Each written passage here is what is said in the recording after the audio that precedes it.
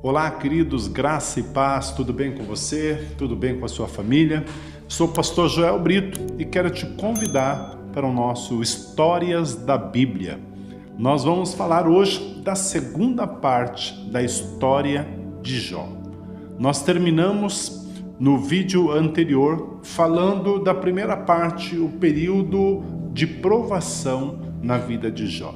Como Deus olhava para Jó e como Jó manteve a sua integridade, mesmo diante de tantas adversidades, de tantas provações. Nós vimos que Jó, ele foi um homem íntegro, reto, temente a Deus, que procurou se desviar do mal, mesmo perdendo tudo. Se você não assistiu, acompanhe a primeira parte da história de Jó. Então fique conosco, senta que lá vem a história. Queridos, hoje nós vamos falar então a segunda parte da história da vida de Jó. Jó, ele recebeu 3 grandes amigos, Elifaz, Bildade e Zofar. Amigos que ficaram sabendo da história de Jó e que tão prontamente vieram socorrer Jó, vieram ver de perto o que é que estava então acontecendo com Jó. E nós vemos isso no capítulo de número 2, a partir do versículo de número 11, que diz assim: ouvindo 3 amigos de Jó todo esse mal que lhe sobreviera, vieram, cada um do seu lugar, Elifaz, o temanita, Bildade, o suíta, e Zofar, o naamatita. Combinaram ir juntamente condoer-se dele e consolá-lo. Então, o motivo era bom. Amigos verdadeiros são aqueles que estão conosco principalmente no momento de dor, no momento de angústia. Amigos verdadeiros não são aqueles que estão conosco só nas horas boas, não são aqueles que estão conosco só no momento em que tudo é festa, nos momentos que a gente se reúne para um churrasco, no momento que a gente se reúne para as festas. Não, verdadeiros amigos são aqueles que não medem esforços e, se necessário for, vêm de longe para nos ver, na hora que a gente está vivendo e enfrentando angústias, perdas principalmente. Então esses 3 amigos, sabendo da história de Jó, o que estava acontecendo com eles se reúnem e eles dizem: nós precisamos ir ver o nosso amigo Jó, nós precisamos ver de perto o que é que está acontecendo com Jó. Então eles se reúnem e vão visitar Jó com a intenção de se condoer, de ter aquele momento de compaixão do seu amigo Jó e também de procurar consolá-lo. Então, eles vão visitar a Jó com essa intenção. Vamos lá consolar o nosso amigo. O texto continua dizendo, no versículo de número 12: quando o avistaram de longe, olha o detalhe, quando o avistaram de longe, não o reconheceram. Às vezes de longe você já reconhece um amigo, porque você sabe da fisionomia, dos gestos, os trejeitos, do modo às vezes de se vestir. Então às vezes de longe, principalmente amigos, você às vezes olha de longe e você já sabe, olha lá longe o fulano. Mas quando esses 3 amigos de Jó viram ele de longe, não o reconheceram. E diz o texto: erguendo a voz, choraram, rasgaram o seu manto e lançaram pó ao ar sobre a cabeça. Quando eles se deram conta de que aquela pessoa lá ao longe era Jó, eles não acreditaram. Eles não acreditaram naquilo que eles estavam vendo. E o choque foi tão grande que o texto diz então que eles começam a chorar eles começam a rasgar as suas vestes, que era um sinal de compaixão, de sofrimento. E o texto diz que eles pegam pó, lançam ao ar sobre a cabeça deles, que também era um sinal de sofrimento.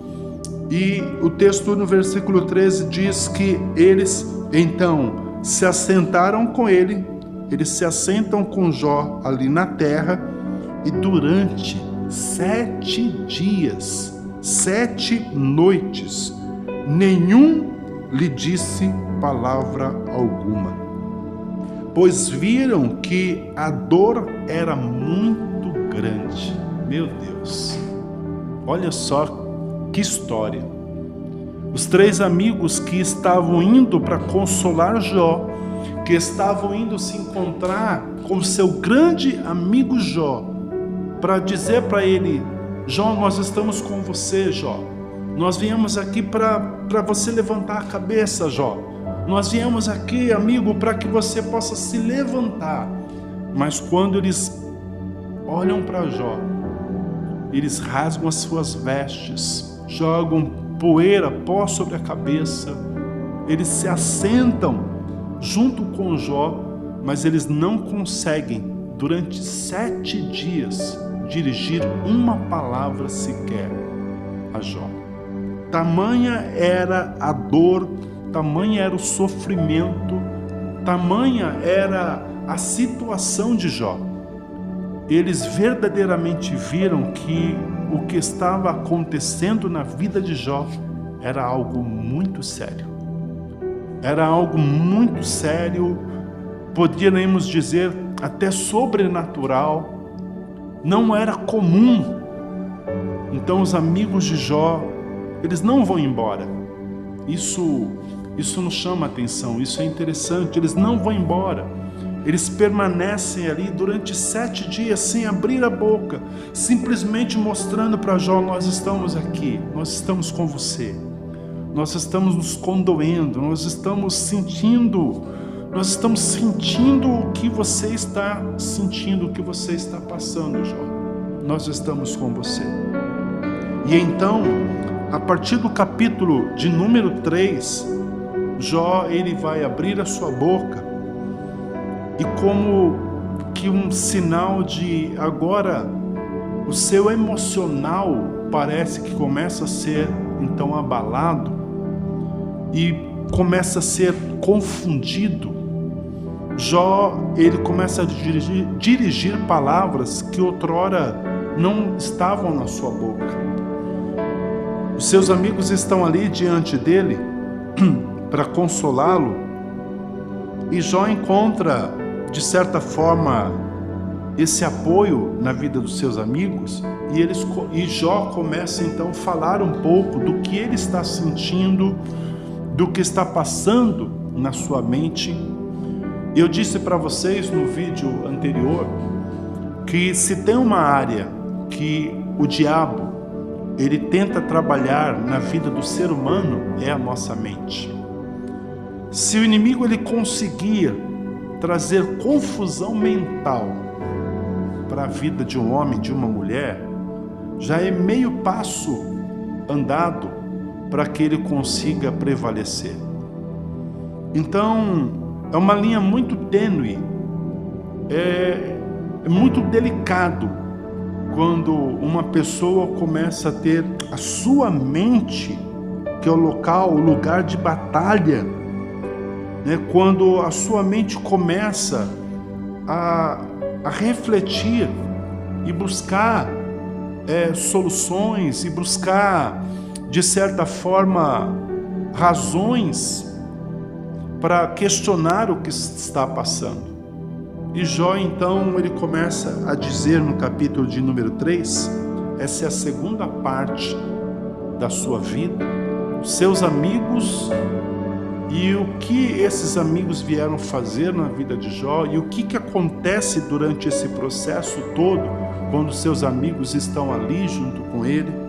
O texto diz que Jó, no capítulo 3, depois disto, abriu Jó a sua boca e amaldiçoou o seu dia.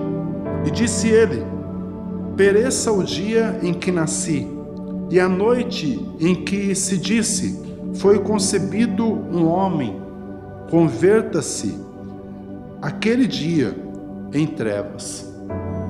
Então Jó, ele começa então a dizer palavras que outrora ele não estava dizendo.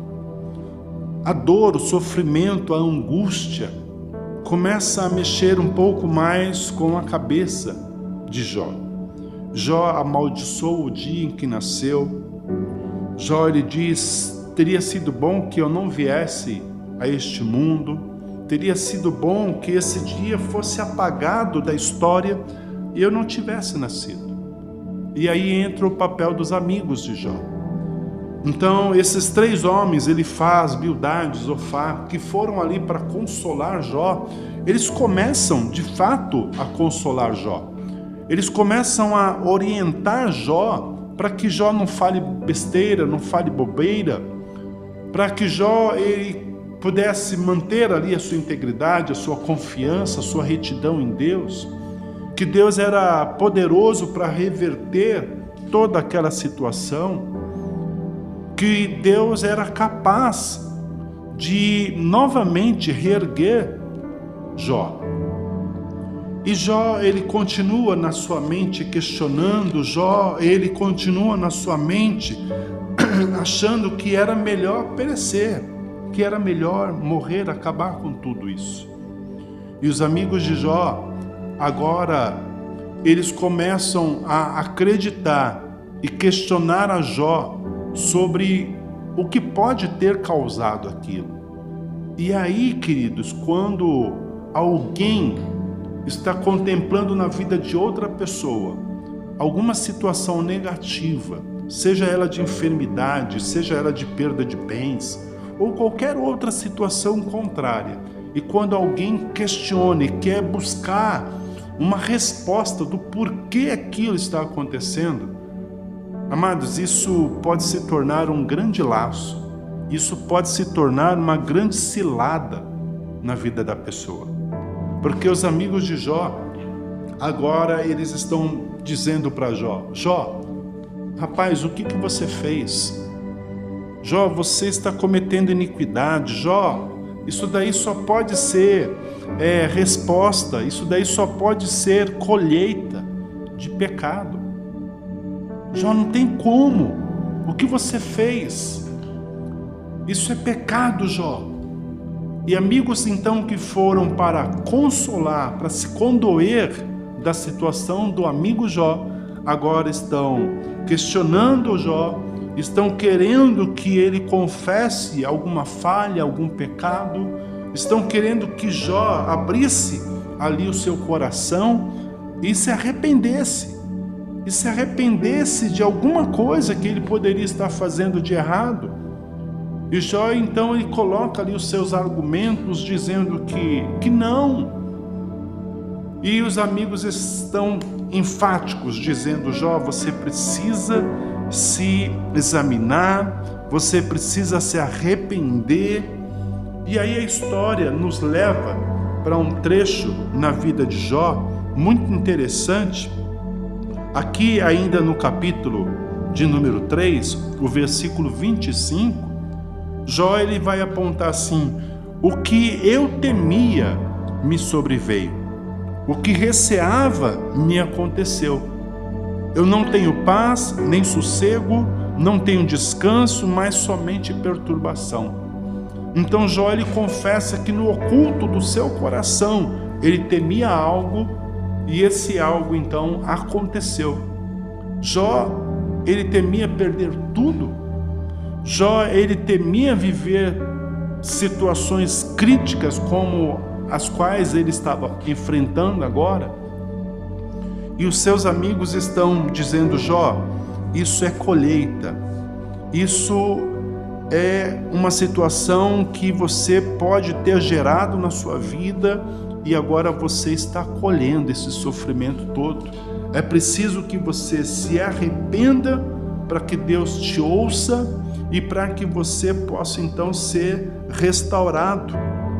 O versículo 17 do capítulo 4 Diz assim, Elifaz, o seu amigo, está dizendo: pode um homem mortal ser mais justo do que Deus? Pode um homem ser mais puro do que o seu Criador? Porque os seus amigos sabiam que Jó, ele tinha na sua vida algo bom, no sentido de ser um homem justo, um homem piedoso, um homem que fazia questão de ajudar todas as pessoas. Mas os seus amigos estão questionando: Jó, será que você não estava se achando bom demais? Será que você não estava se achando justo demais, mais justo do que Deus? Será que você não estava se tornando ou se achando um homem mais puro do que o seu próprio Criador? Então eles estão questionando: Jó, você está colhendo aquilo que você plantou. Então eles estão dizendo: Jó, você precisa se arrepender. Você precisa se voltar para Deus, para que Deus ele possa reverter esse quadro e mudar então a sua vida. Nos chama a atenção que em alguns momentos Jó ele vai ter momentos ali de lucidez, de crença, né, de fé, de que Deus poderia reverter o seu quadro. O capítulo 19, verso 25, que é um dos versos mais conhecidos dentro do livro de Jó, onde ele declara: eu sei que o meu Redentor vive e que por fim se levantará sobre a terra, e depois de consumida minha pele, ainda em minha carne verei a Deus.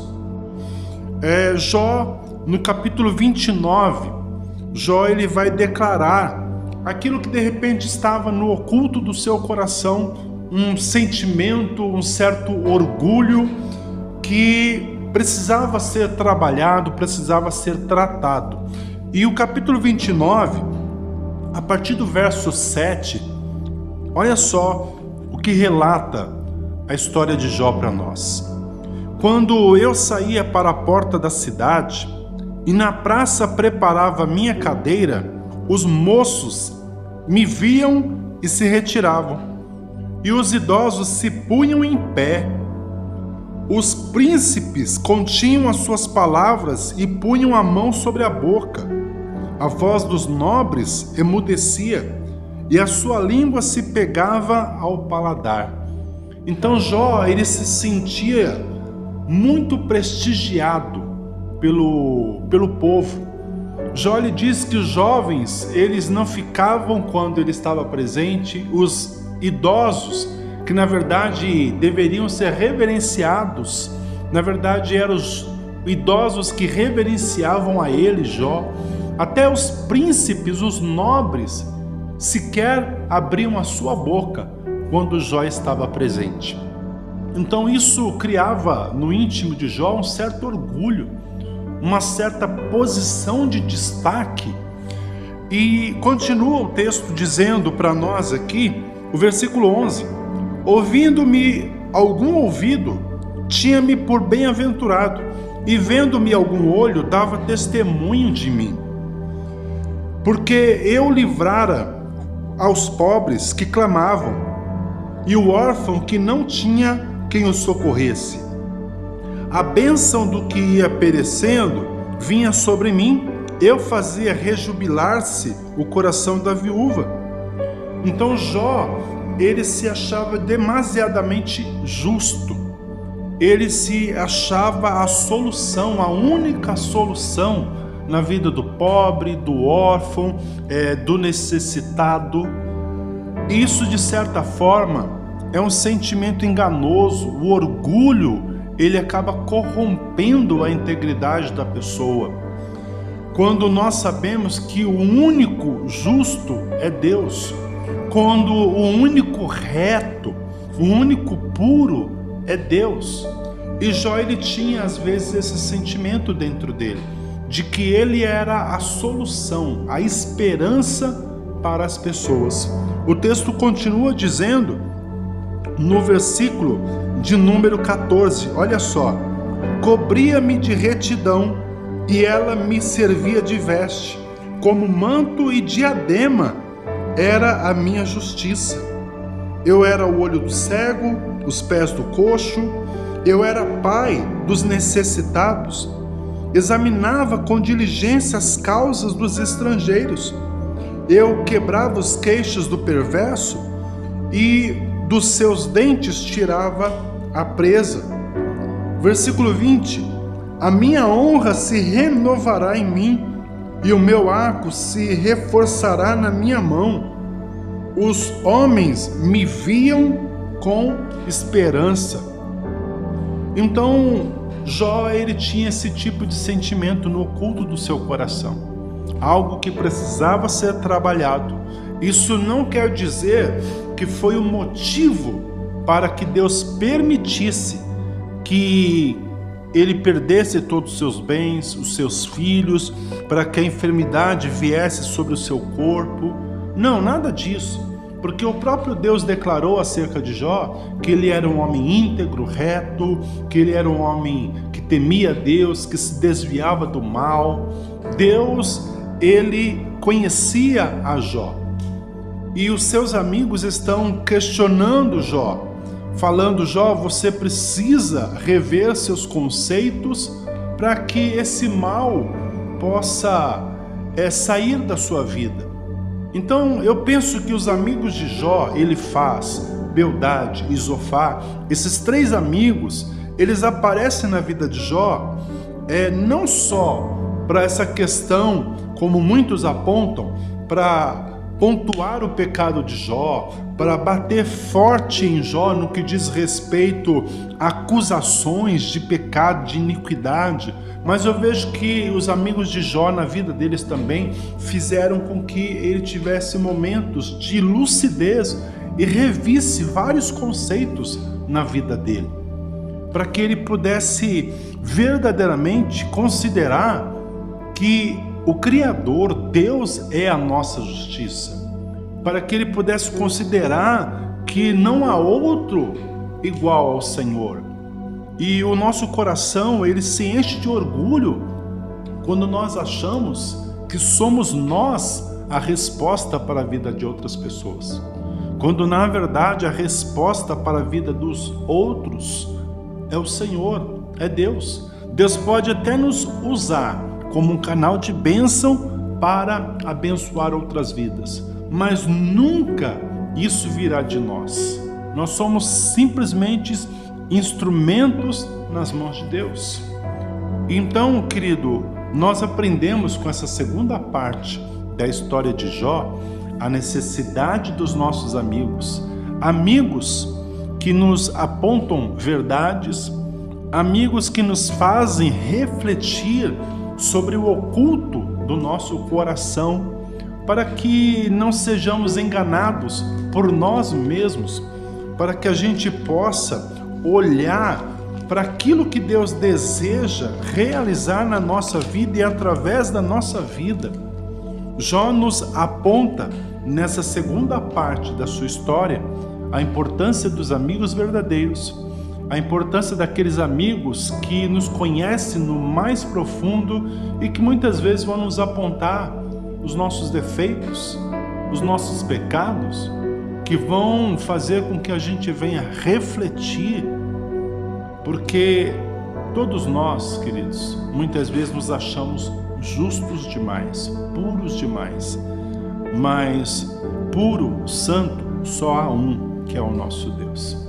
Então nós aprendemos nessa segunda parte da vida de Jó a necessidade dos amigos, das palavras às vezes duras, mas que nos fazem refletir sobre o orgulho oculto dentro de nós, para que a gente possa se voltar a Deus e conhecê-lo de fato como Deus é. E essa é a terceira parte que nós vamos conhecer da história de Jó no próximo vídeo.